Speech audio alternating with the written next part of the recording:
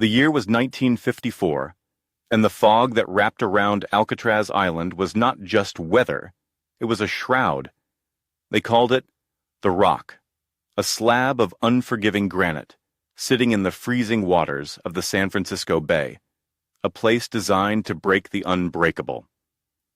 Inside the damp, echoing concrete of D Block, the segregation unit, sat Ellsworth Bumpy Johnson.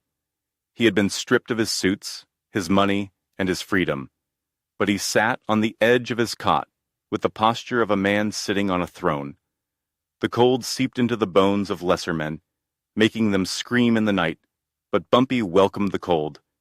It sharpened the mind. It was a Tuesday afternoon when Warden Jameson rattled his baton against the bars of Cell 14. Jameson was a man of small stature and massive cruelty, a bureaucrat who believed that the color of a man's skin dictated the content of his soul. He ran Alcatraz like a private fiefdom, organizing brutal bare-knuckle fights in the laundry room for the guards' amusement.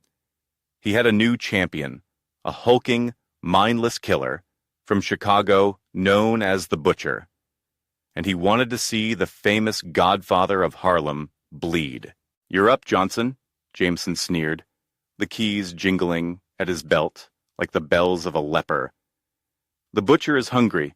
I've got $50 on him taking your head off in the first round. Don't disappoint me." Bumpy didn't stand. He slowly turned a page of the book he was reading, a dense treatise on legal theory. He looked up over his reading glasses, his expression one of mild annoyance, as if a fly were buzzing near his ear. "I am not a gladiator, Warden. I don't fight for your entertainment, and I certainly don't fight animals." Jameson's face reddened. "You fight when I say you fight, boy, or you spend the next month in the hole with no light and half rations." Bumpy closed his book with a soft thud. He stood up and walked to the bars. He towered over the warden, despite being on the wrong side of the steel. "I hear you consider yourself a strategist, Warden. I hear you were the chess champion of the State Correctional League." Bumpy gestured to the small magnetic travel chess set sitting on the warden's desk in the hallway. "Violence is the language of the inarticulate. If you want to humiliate me, do it with your mind. Beat me at the board." The warden laughed, a dry, incredulous sound. "You want to play chess? With me?" "One game," Bumpy proposed, his voice smooth as velvet over gravel. "If I lose, I fight your butcher. I'll let him break whatever he wants. But if I win, you improve the rations for D Block. Fresh vegetables. Real meat. No more slop." The warden looked at Bumpy, then at the chess set. The arrogance of the man was intoxicating. Jameson knew Bumpy was a street thug, a numbers runner. What could a gangster know of the royal game? It was a chance to prove the intellectual superiority he so desperately believed in. "Set it up," Jameson spat. "But when I checkmate you, Johnson, I'm going to have the butcher break your fingers so you can never move a piece again." The board was set up on a small stool in the corridor, right against the bars. Jameson sat on a folding chair outside. Bumpy sat on the cold floor inside, reaching through the steel to move his pieces. The news traveled fast. The shouting in the block died down. Every prisoner pressed their ear to the bars. The silence was absolute, save for the rhythmic clack-clack of plastic pieces moving on the board. Jameson played white. He played a classic aggressive opening, the Rai Lopez, controlling the center, developing his pieces by the book. He was technically proficient, a player who had memorized the manuals. Bumpy played black, but Bumpy's play was erratic. He didn't fight for the center. He moved his knights to the edges of the board. A rookie mistake. He held his bishops back. He created a strange, asymmetrical formation that looked less like a fortress and more like a chaotic scatter. "You play like a child," Jameson scoffed, taking a pawn. "No structure, no discipline, just like your people." Bumpy didn't respond. He just moved a pawn. Clack. 10 moves, 15 moves. The warden was confident. He had Bumpy's king pressured. He was hunting for the kill. But as the game deepened, entering the 20th move, something strange began to happen. Jameson reached out to move his rook, but he stopped. He looked at the board. He looked at the peculiar arrangement of Bumpy's black pieces. A cold bead of sweat trickled down the warden's spine. The black rooks were positioned on the corners, immovable. The knights were patrolling the perimeter. The bishops were cutting diagonal lines of sight that intersected in the middle.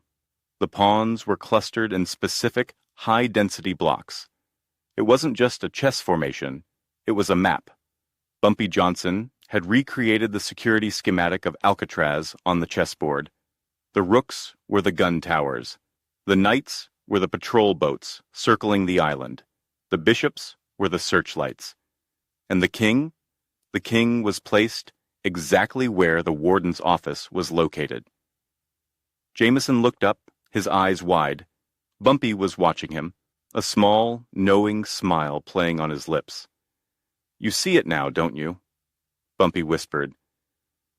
"You look at the board and you see pieces. I look at the board and I see the system. I see the holes in your patrol. I see the blind spots in your towers. This is impossible," Jameson stammered. His concentration shattered. He wasn't playing a game anymore.